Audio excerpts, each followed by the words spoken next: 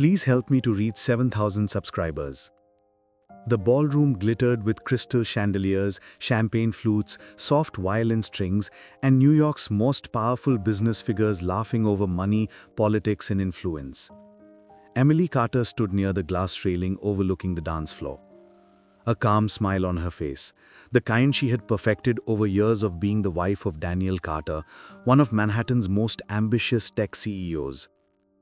She smoothed the front of her midnight blue gown and reminded herself to breathe, to look composed, to be the woman everyone expected her to be.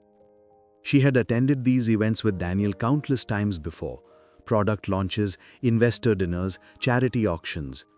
Nights like these were supposed to remind her that all the sacrifice, all the late nights alone, all the silent dinners were worth it. She believed for years that Daniel was building a life for both of them. Somewhere along the way, she realized he was building something she wasn't part of anymore.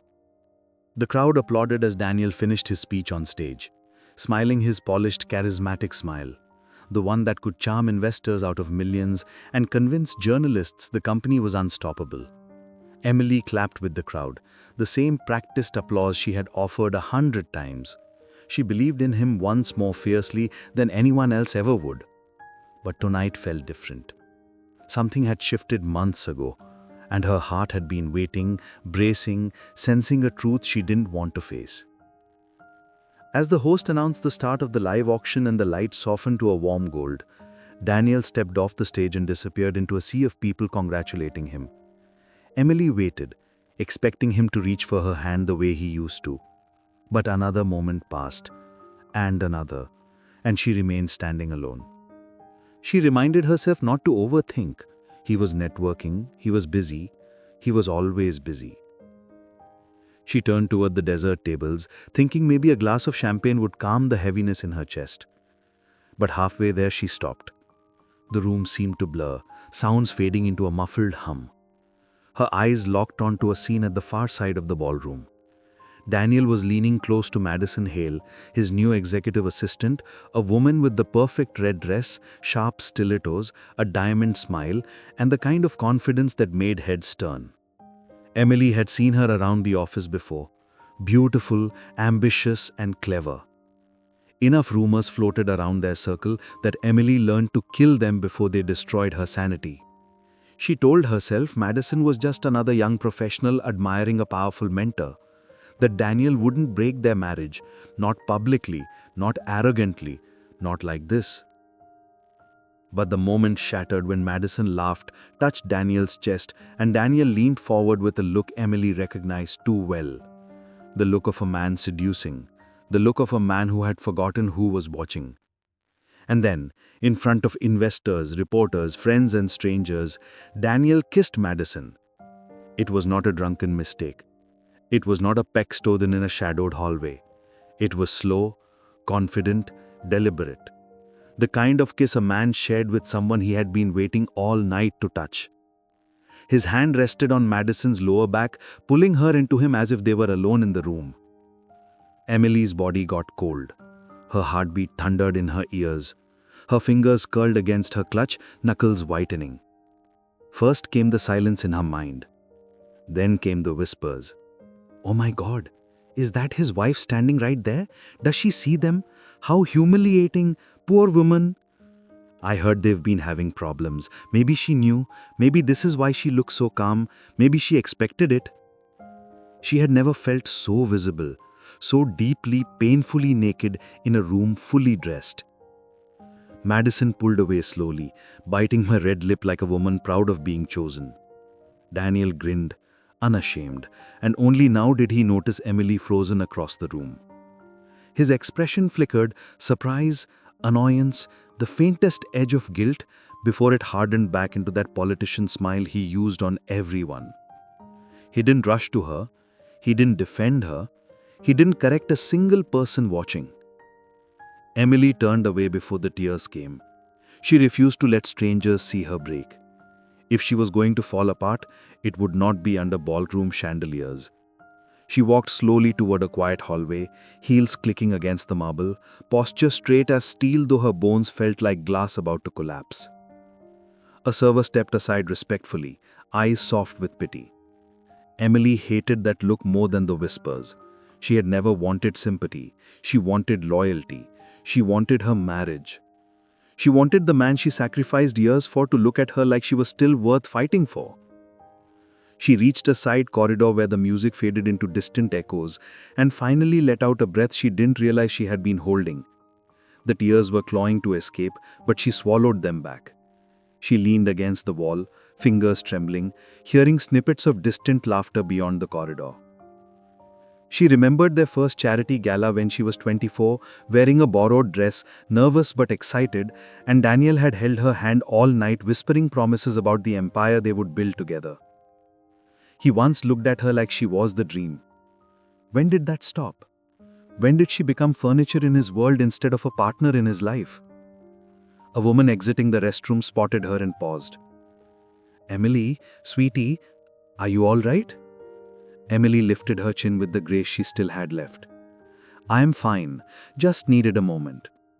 The woman wanted to say more, but Emily's expression made it clear she wouldn't accept pity. The woman left quietly.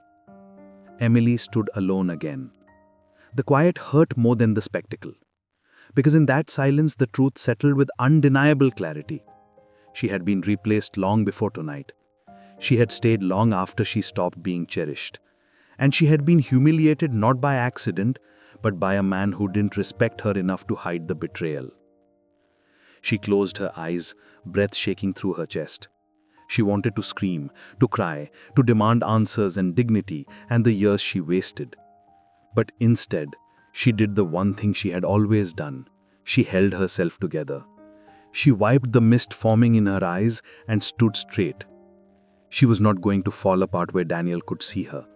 She wanted him to remember this night not as the night he broke her, but as the night she chose to walk away before he had the power to shatter anything else. She stepped back into the ballroom with steady poise. Reporters looked at her, expecting outrage or a scene worthy of tabloids. Instead, she walked by with silent, devastating composure. She grabbed her clutch from the table, nodded once to the host, as if nothing unusual had happened, and made her way toward the exit. Behind her, Daniel called out from across the room, but she didn't turn around. He had chosen his moment. Now she was choosing hers. And for the first time in years, she chose herself. 8 years earlier, Emily Carter stood in a tiny walk-up apartment in Queens, laughing as she and Daniel ate cheap takeout on moving boxes because the furniture hadn't arrived yet. The walls were bare, the room smelled faintly of fresh paint, and outside the window the city hummed with the promise of endless possibilities. Daniel wrapped his arms around her from behind, kissed her cheek, and whispered, "One day we're going to look back and say this was the beginning of something great." Emily believed him. She believed in him before the world even knew his name. Daniel had wanted to build a technology company that could compete with giants, a startup that would make life simpler for people. And Emily became his first investor, not with money, but with faith, energy, late nights, and everything she had to give. While Daniel coded until sunrise, she edited business plans, organized pitch decks, built presentation boards by hand, and emailed small investors who barely responded. She brought him dinner, massaged the tension out of his shoulders, and reminded him that he was capable. She loved him with the kind of devotion that builds empires. In those early days, Daniel looked at her with gratitude. He used to pull her into his lap, hold her face in his hands, and tell her she was the reason he could keep going. He used to thank her for the smallest things. Back then, they talked about baby names, dreamed about homes they couldn't afford yet, and made lists of places they would travel when life finally slowed down. They promised they would stay the same, even when money came, even when success changed everything. But success, when it arrived, didn't just change life, it changed Daniel. The first major investment came after Emily pushed Daniel to apply to a major startup accelerator in Manhattan. She spent 3 weeks rehearsing his pitch with him, timing pauses, refining language, and giving feedback. He landed it. Cameras rolled, reporters wrote about the young visionary, and suddenly Daniel's calendar filled faster than their little apartment could keep up with. At first, Emily was thrilled. She stood beside Daniel at every event, proud, glowing, feeling like the world was cracking open in front of them. They moved from Queens to a modest apartment in Brooklyn. Daniel hired 3 employees. Emily took a part-time consulting job so she could still help Daniel with the business. They celebrated milestones with takeout dinners on the floor, just like the old days, remembering where they started. But slowly things shifted. Meetings turned into late nights. Late nights turned into unexplained absences. The couple conversations they used to have, dreams, fears, victories, became logistical updates about schedules, board meetings, prototype issues. Emily would sit on the couch waiting for the sound of his key turning in the door, only for Daniel to stumble in at 2 in the morning, exhausted and distracted. She would ask, "How was the meeting?" And he would respond with 5 words, "Too tired, we'll talk later." Later never came. They upgraded apartments again, this time to a gleaming high-rise overlooking the Hudson. Emily thought maybe a fresh start would help them reconnect. She tried planning dinners, short weekend trips, small surprises to bring back a spark. Daniel always smiled, always thanked her, but never showed up. He was either on a plane, on a conference call, or in front of a screen with no more space left for the woman who made all of it possible.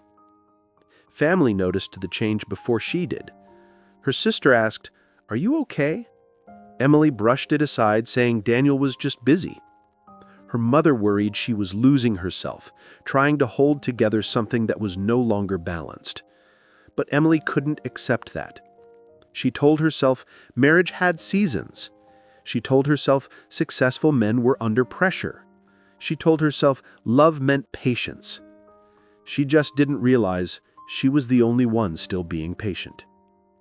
The shift became undeniable the night Daniel missed their anniversary dinner. Emily sat alone at a table set for 2, staring at her untouched glass of wine as couples around her laughed and toasted. Daniel finally texted at 10:47 p.m. "Sorry, something came up." No mention of the anniversary. No apology for forgetting. Just a casual dismissal of everything they had built. Emily still forgave him. She told herself he was tired, overwhelmed, trying to keep everything afloat. But a fracture formed that night. A small crack in her heart that spread a little wider every time Daniel chose his company over her. Then came Madison Hale. When Daniel first introduced his new executive assistant, Emily didn't see her as a threat. Madison was polished, ambitious, educated, and admired Daniel's vision with a kind of excitement Emily remembered in herself years ago. Madison worked late, traveled with Daniel, and quickly became indispensable. Emily noticed Daniel talked about her frequently, about her ideas, her insights, her strategic mind. He didn't talk about Emily that way anymore. The first warning came from a close friend, Rachel, who worked in the same industry. They were having coffee one afternoon when Rachel hesitated before saying, "I don't want to overstep, but I've seen them together, and it feels too close, too familiar." Emily smiled and told Rachel not to worry. She trusted Daniel. But that night she lay in bed staring at the ceiling, unable to ignore the unease forming in her stomach. She told herself trust meant believing without proof. She told herself loyal wives don't go looking for reasons to doubt. She chose silence over confrontation, hoping reality would prove her fears wrong. Instead, reality sharpened. Daniel stopped asking Emily about her day. He stopped holding her hand when they walked into events. He stopped kissing her goodnight. He didn't criticize her. He didn't fight with her. He didn't do anything at all. He simply drifted away, one unreturned moment at a time. Emily tried talking to him once, gently, after learning he had skipped a planned dinner to attend a corporate cocktail event with Madison. Daniel brushed it off with a tired sigh. Emily, I can't hold your hand through every insecurity. I'm busy. Not everything is about you. She walked into the bathroom and shut the door before he could see her cry. She splashed water on her face, looked in the mirror, and wondered when she became a burden in the life she helped build. She didn't tell anyone. She didn't scream. She didn't leave. She changed herself instead, tried being more supportive, more patient, more understanding. She tried shrinking so Daniel didn't have to make room. She tried harder until there was nothing left of her but a quiet woman sitting beside a man who forgot she was once the person he couldn't imagine life without. By the time the company went public and Daniel took the stage in front of cameras, Madison stood 2 steps behind him, proud, admired, and shining in a world Emily once belonged to. Emily sat in the audience, smiling, clapping, pretending she wasn't disappearing at the edges of his success. She told herself this was still their dream. She just didn't realize she was the only one still dreaming. It took one night in a glittering ballroom to show her the truth she had been avoiding for years. She hadn't lost her husband that night. She had lost him long before and kept fighting for a marriage he had already walked away from. She stood in the doorway of their California home one last time, the same home she had once decorated with hope, with dreams, with plans for a lifetime, the same doorway where Mark used to kiss her goodbye before work. Tonight, there was no kiss, no goodbye, just a silent ending. Emily didn't slam the door. She didn't scream. She didn't even leave a note. She simply walked out with a small suitcase, her wedding ring still cold in her palm. 8 years of marriage, ending in 8 quiet steps across the porch. People always think leaving is the loud part, that the breakdown is explosive, voices raised, plates smashing, tears everywhere. But for Emily, the loudest moment was silence. The silence of realizing that staying hurt more than going. She got into her old car, turned the engine, and drove. Not toward a new life, she didn't have one yet, but just away from the old one, away from the lies she never caught, away from the betrayal she had swallowed, away from the woman she had become, trying to hold everything together alone. The first night, she slept in a tiny hotel off a dark highway, where the air conditioner rattled and the sheets smelled like bleach. She lay awake, staring at the ceiling, not crying, just empty. She kept expecting her phone to light up, Mark's name flashing across the screen, apologizing, asking her to come home, saying he couldn't lose her. But the phone stayed dark. When the sun came up, Emily checked out, loaded her single suitcase into the car, and drove again. No destination, just motion. Just the unfamiliar feeling of choosing herself for the first time in years. Eventually, she ended up in a town 2 hours away, a quiet working-class neighborhood outside Portland, Oregon. She rented a small apartment above a bakery, the kind of place where the walls were thin and the stairs creaked.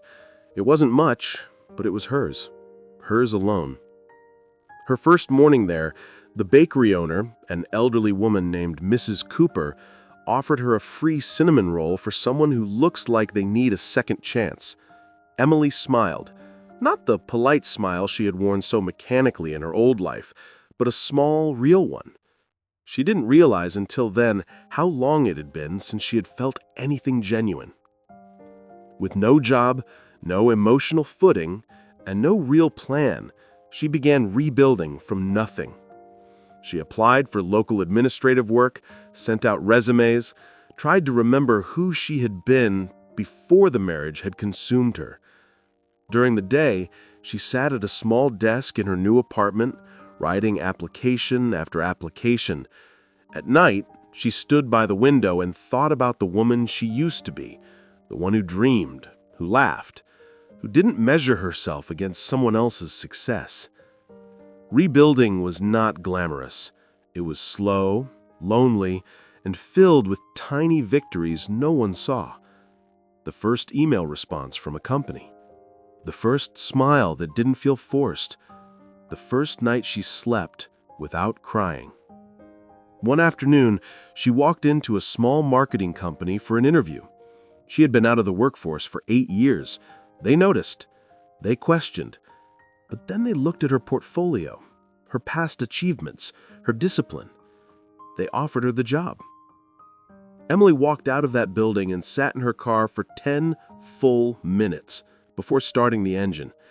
She wasn't crying from sadness this time, but from the shock of realizing she still had value, that she wasn't a shadow after all.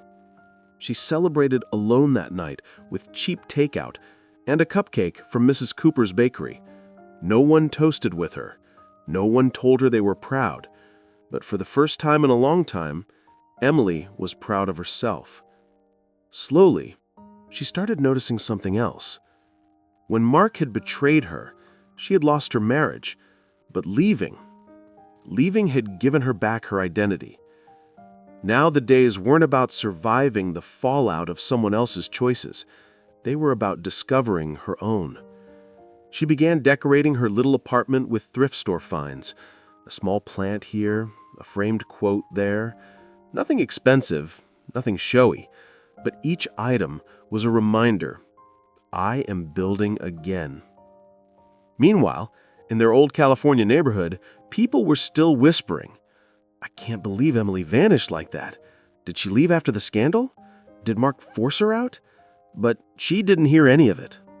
For the first time in years, Mark's world was not her world, and she liked it that way. But rebuilding comes with questions. Would she ever heal completely? Would the pain fade? Would she ever stop looking at the door, expecting someone to chase her? Time would answer all of that. One evening after work, Emily sat at her tiny kitchen table and looked out the window. Life was quieter now, smaller, but it was hers. And somewhere deep inside, under the bruised places in her heart, something was growing again. Courage, strength, hope. She wasn't done. She was just beginning. If you were in Emily's place, would you have the strength to walk away? Tell me in the comments, do you believe rebuilding alone is harder, or staying in a broken place is worse? 3 weeks into her new job, Emily was still learning how to breathe in this new life of hers. She worked quietly, kept to herself, and never spoke about her past. People at the company saw her as professional, polite, and a little reserved. No one could guess she had arrived in this town with just a single suitcase and a heart stitched together with raw hope. But change has a way of finding people who are trying to rebuild. And for Emily, change walked into her life in the form of Jonathan Miles. Jonathan was everything Mark wasn't. Where Mark was loud, Jonathan was calm. Where Mark thrived on attention, Jonathan worked in quiet excellence. He was the company's senior director, respected not because he demanded it, but because he earned it. Emily first met him in a meeting she wasn't even supposed to attend. A senior employee called in sick, and her manager walked by her desk and said, "Emily, you're good with presentations. Join us." She did, nervous, heart racing. She sat at the long glass conference table as executives filtered in. She kept her eyes down, focused on her notes, until a voice spoke gently from across the room. "New face?" She looked up and met the steady, thoughtful gaze of Jonathan Miles. Gray suit, simple tie, no arrogance in his posture. "Yes," she said softly, "Emily Carter." He smiled, not the kind that flirted or measured, but one that acknowledged a person fully. "Well, welcome. Let's see what you've got." 3 weeks into her new job, Emily was still learning how to breathe in this new life of hers. She worked quietly, kept to herself, and never spoke about her past. People at the company saw her as professional, polite, and a little reserved. No one could guess she had arrived in this town with just a single suitcase and a heart stitched together with raw hope. But change has a way of finding people who were trying to rebuild. And for Emily, change walked into her life in the form of Jonathan Miles. Jonathan was everything Mark wasn't. Where Mark was loud, Jonathan was calm. Where Mark thrived on attention, Jonathan worked in quiet excellence. He was the company's senior director, respected not because he demanded it, but because he earned it. Emily first met him in a meeting she wasn't even supposed to attend. A senior employee called in sick, and her manager walked by her desk and said, "Emily, you're good with presentations. Join us." She did. Nervous, heart racing. She sat at the long glass conference table as executives filtered in. She kept her eyes down, focused on her notes, until a voice spoke gently from across the room. "New face?" She looked up and met the steady, thoughtful gaze of Jonathan Miles. Gray suit, simple tie, no arrogance in his posture. "Yes," she said softly. "Emily Carter." He smiled, not the kind that flirted or measured, but one that acknowledged a person fully. "Well, welcome. Let's see what you've got." Emily wasn't supposed to speak in the meeting, but when the team asked for ideas on a failing campaign, something inside her shifted. She spoke, quiet at first, then stronger. She laid out improvements, practical changes, and a revised strategy. The room went silent, not dismissive, surprised. Jonathan leaned back, nodded slowly, and said, "That's the smartest breakdown I've heard on this project in months. Who assigned you to this team?" Her manager cleared his throat. "She's new, hired just last week." Jonathan looked at her again, and this time, Emily didn't look away. For the first time in 8 years, someone saw the professional she had once been, before the marriage, before the silence, before she disappeared into someone else's shadow. After the meeting, Jonathan caught up with her in the hallway. "Do you have a few minutes?" She nodded, and he led her to his corner office, a bright space filled not with trophies or personal bragging, but with books stacked neatly on shelves and a window overlooking the city. He motioned to a chair. "Sit." Then he looked directly at her, with thoughtful intensity.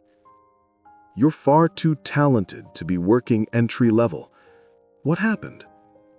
For a moment, panic flickered in her chest. How could she explain 8 stolen years, a silenced career, a life spent supporting someone who never supported her back? But Jonathan didn't push.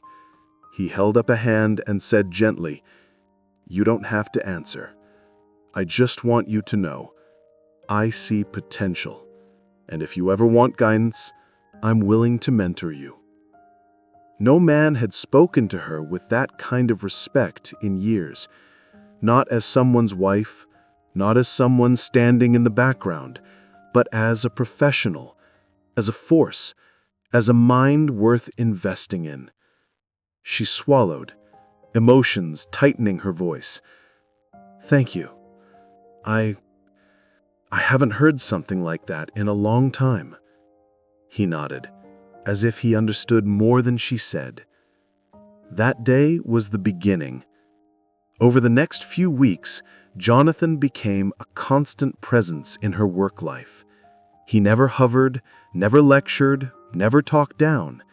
Instead, he asked her what she wanted from the future. He shared strategies he had learned over 30 years in business. He challenged her ideas, not to dismiss them, but to sharpen them. He didn't try to replace anything in her life. He simply gave her space to grow.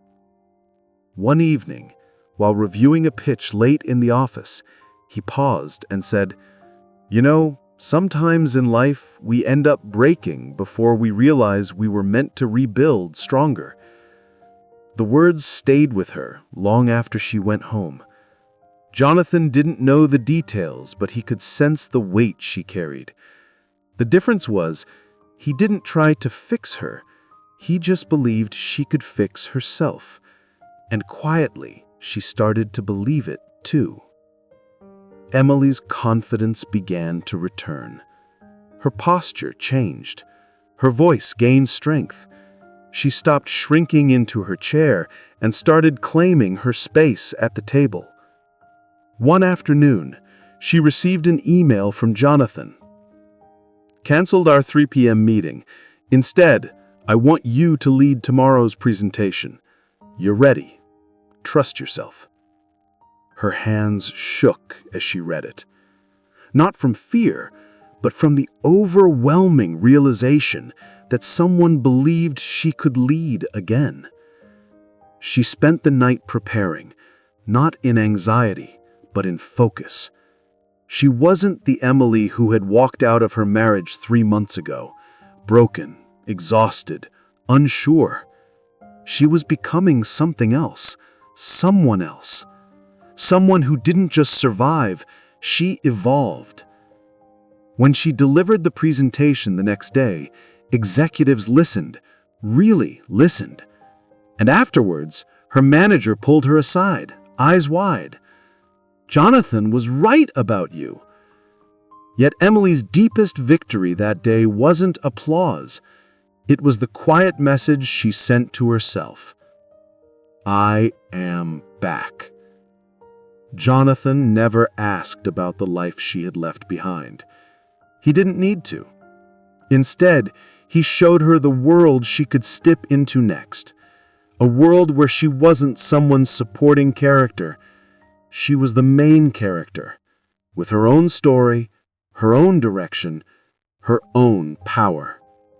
And day by day, she was stepping into it. If you were in Emily's position, would you trust someone new to guide your comeback? Or would you try to rebuild entirely alone? Tell me in the comments. While Emily was quietly rebuilding her life, Daniel was too busy celebrating his own lies to notice his empire was beginning to crack beneath him. On the outside, everything still looked perfect. Luxury cars, penthouse office views, interviews in business magazines, and Madison by his side at every meeting, smiling like she was the queen of a kingdom she hadn't earned. But glass towers fall the fastest, and Daniel was about to learn that the person you betray is often the same person holding everything together. It began small. A delayed product release here, a frustrated investor there, some bad reviews, a key creative department resigning unexpectedly. Daniel brushed it all off. These things happen in business, he told himself. But behind the scenes, nothing was being fixed, because for 8 years, Emily had quietly been the one smoothing the edges, rewriting proposals at 2 a.m., correcting financial projections Daniel didn't double-check, coaching department heads to stay patient during tough periods, plugging holes he didn't even know existed. He thought she was just helping. In reality, she was preventing disaster. Now that she was gone, the cracks turned into structural breaks. One afternoon in the boardroom, Daniel was presenting quarterly numbers. He clicked to the next slide, ready to show investors projections of continued growth. But instead, charts plunged downward, revenue bleeding, engagement collapsing, expenses rising like a storm surge. An investor leaned forward. "Daniel, these numbers weren't disclosed to us before." Daniel felt heat crawl up the back of his neck. He could hear his heartbeat in his ears. He blamed the data team, then the marketing staff, then the economy. But deep down, he knew. This was the first quarter in 8 years that Emily hadn't spent nights fixing his PowerPoints, smoothing his reports, and pulling numbers into shape. The meeting ended with stiff handshakes and cold eyes. Daniel walked out sweating, but Madison wrapped an arm around him and whispered, "Relax, they're just rattled. You're Daniel Carter. They need you." For a moment, he believed her. He always did. But not for long. A week later, a popular tech journalist released a brutal article questioning Daniel's leadership, painting him as distracted, unfocused, and dangerously overconfident. It spread online like wildfire. Comments poured in. "He's lost it.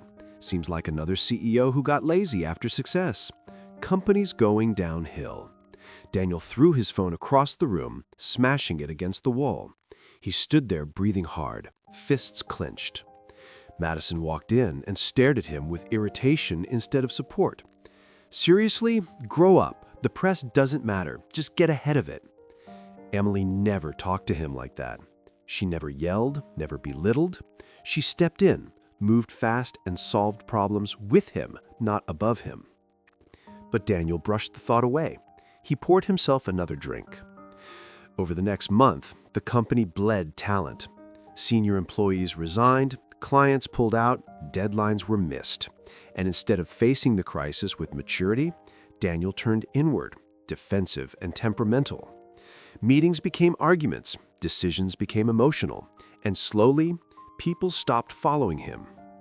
One night, long after midnight, he sat alone in the office. The lights were off, except for the cold glow of his laptop.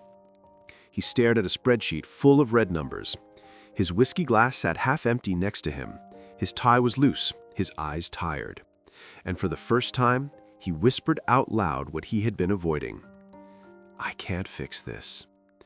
Then the second truth came, quieter, heavier. "She used to fix this." He leaned back in his chair and let out a painful laugh. All those nights, Emily had come into the office with coffee, telling him gently, "It's okay, Daniel, I've got it." He thought she was just being a supportive wife. In reality, she had been his foundation. She had been the company's secret strength. Now that she was gone, the entire machine was failing without her hands on the gears. The next morning brought humiliation. A major partner canceled a multi-million-dollar collaboration and released a statement hinting that Daniel's leadership was no longer aligned with their standards. Investors demanded emergency meetings. Staff whispered behind closed doors. Rumors spread online. His company, the symbol of his ego, was slipping away in front of him, and he was powerless to stop it.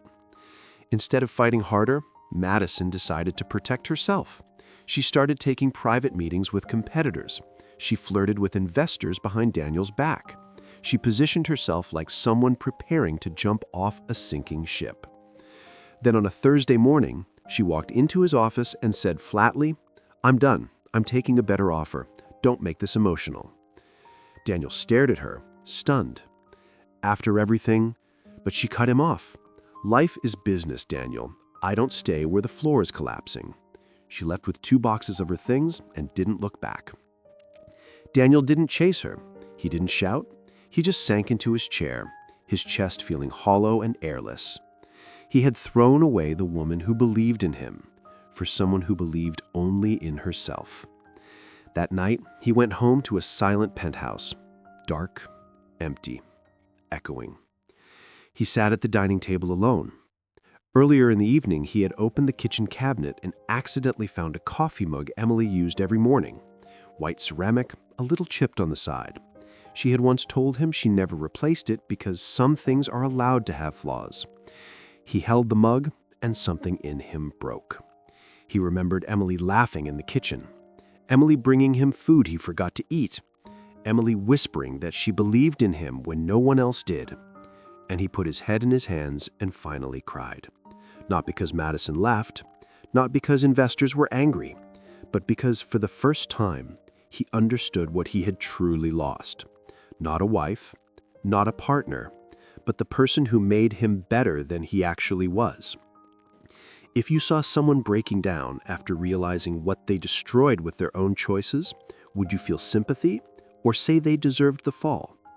Tell me in the comments if you think Daniel deserved his fall. Daniel didn't expect to see her again. Not in this lifetime, and certainly not while he was standing on the edge of professional collapse. But fate has a way of choosing the worst possible moment to bring the past back into the room. It happened at the New York Corporate Leadership Summit, an annual event that Daniel had once dominated with confidence and applause. In the past, reporters would swarm him, executives would line up to shake his hand, and cameras would flash like he was the star of the skyline. Not this year. This year, he arrived to tight smiles, cold nods, and whispers behind hands. People looked at him as though they were preparing for a post-mortem, not a business presentation.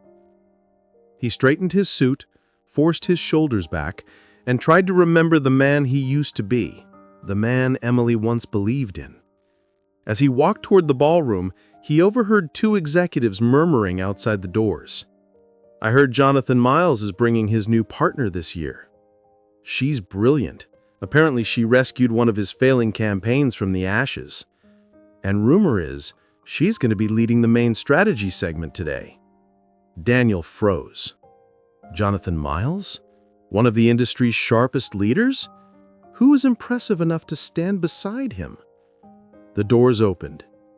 He stepped inside. And then, the world stopped. At the center of the room, surrounded by respect and warm greetings, stood Emily. Not nervous. Not broken. Not the woman who left their penthouse with only a suitcase and shaky breath. She stood with confidence in a charcoal dress, hair pinned elegantly, posture poised, speaking calmly to a cluster of executives hanging on to her every word. Jonathan stood beside her, not towering over her, not overshadowing her, standing with her, as an equal. Daniel felt the air leave his lungs. She turned, as if sensing eyes on her, and when their gazes met, there was no anger, no bitterness, just recognition.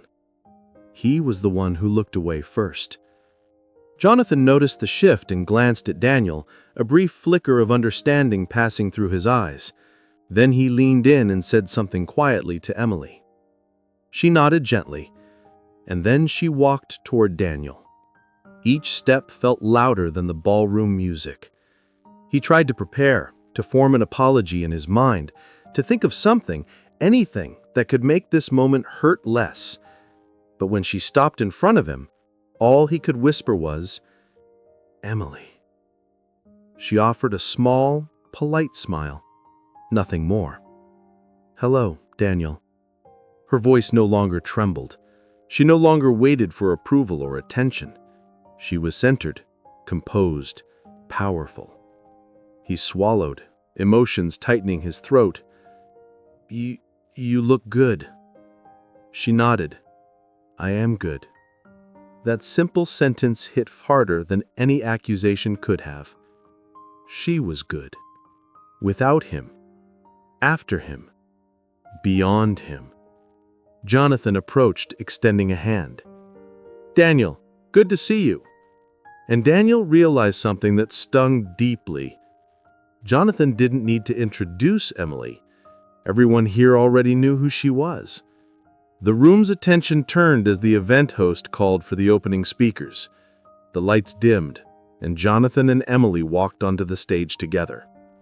Daniel sat in the audience, hands clasped too tightly, heart pounding, as he watched the scene unfold. Emily spoke with clarity, intelligence, and quiet authority. She broke down market trends, proposed solutions, and commanded the audience without raising her voice. People nodded, took notes, leaned forward. They respected her. And Daniel realized he had never truly listened to her like this. She finished her final point to a wave of applause. Jonathan placed a hand on her shoulder, professional, supportive, and she stepped aside with grace. Daniel's vision blurred for a moment, not from anger, but from regret so sharp it almost physically hurt. After the presentation, there was a networking hour. People gathered around Emily, congratulating her, asking follow-up questions, requesting meetings.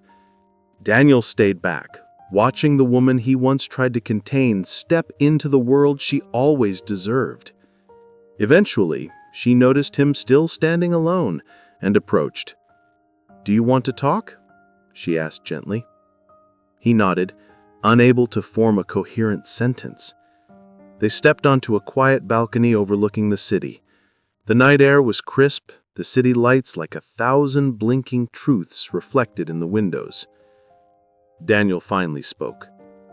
I didn't realize what I had until it was gone. Emily folded her hands calmly. I know. He looked at her, eyes stinging. I thought I was doing everything right. Building a company, building a life. I never saw how much I was taking from you. Emily breathed softly. For years, I held everything together because I loved you. I stayed quiet because I believed if I was patient enough, you would come back to me.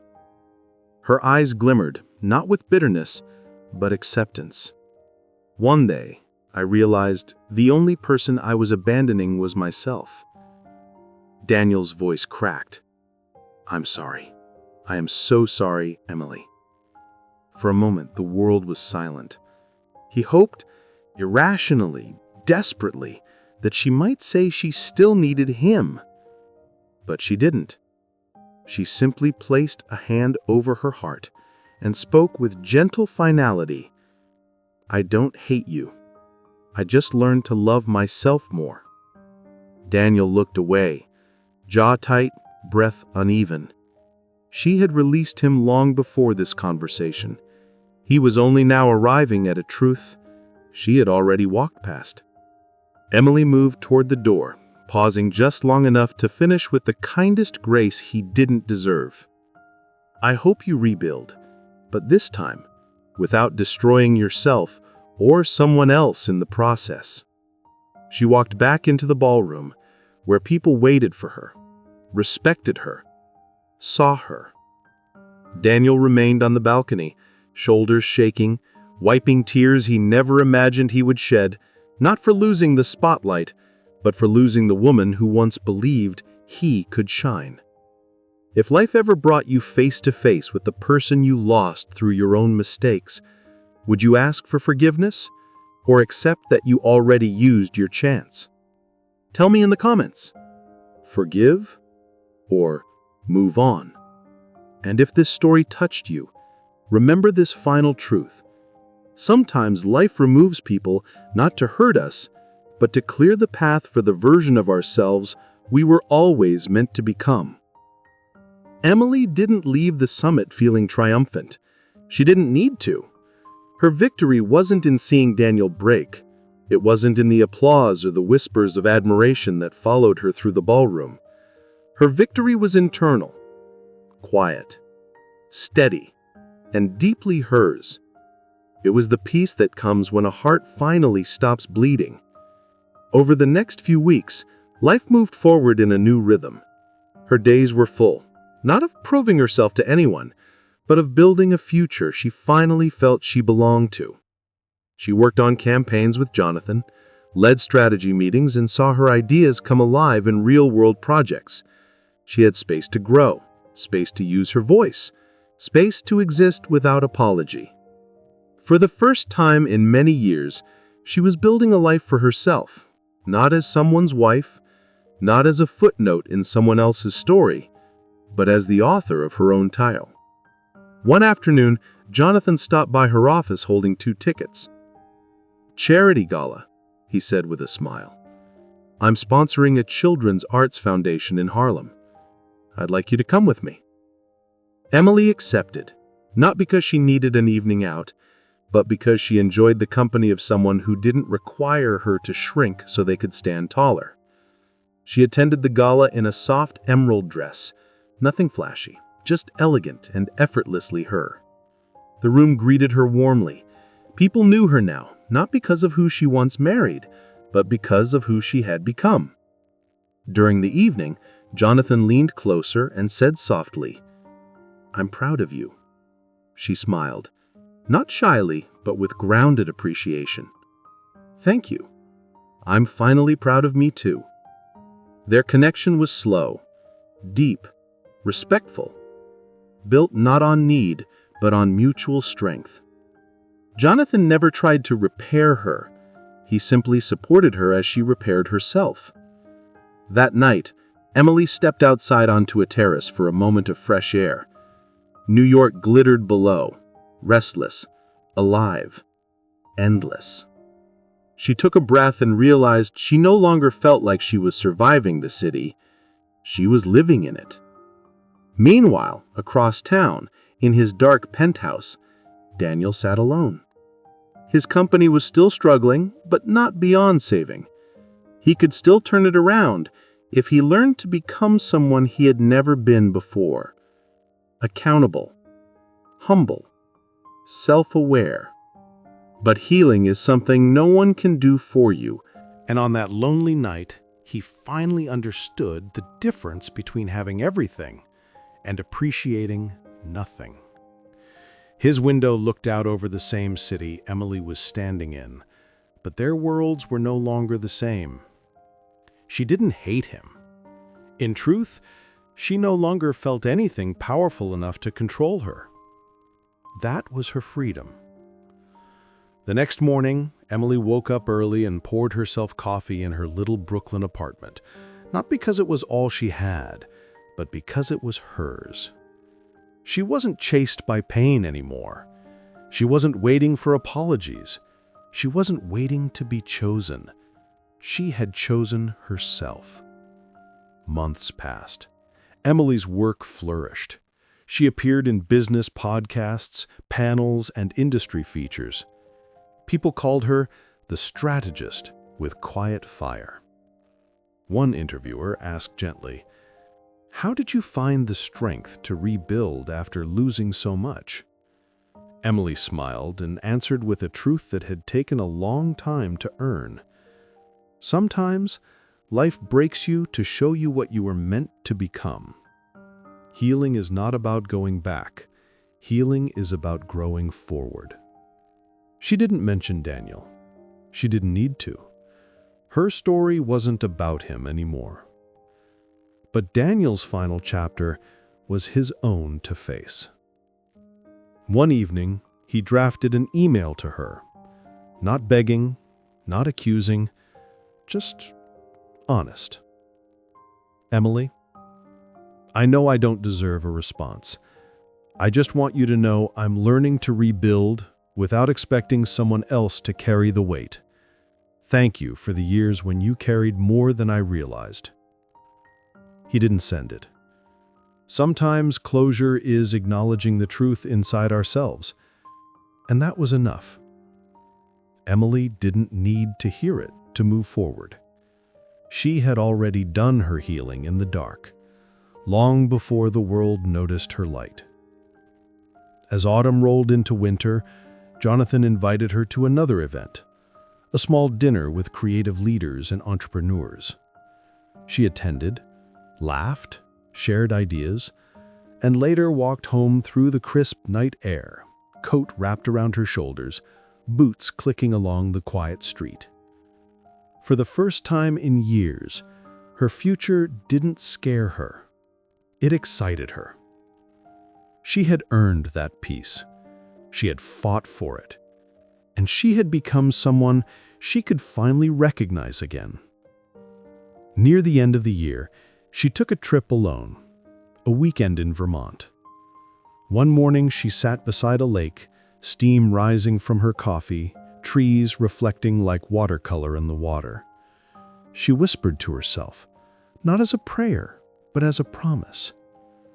"I'm proud of the woman I didn't give up on." Because that was the real ending. Not a punishment for Daniel, not a reward through another man, but a woman stepping fully into herself. Her journey wasn't about heartbreak. It was about reclamation. If you were facing a life where someone broke you, would you choose to stay and try to rebuild together? Or walk forward and rebuild yourself? Tell me in the comments.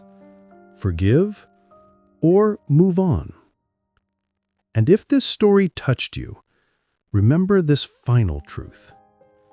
Sometimes, life removes people not to hurt us, but to clear the path for the version of ourselves we were always meant to become.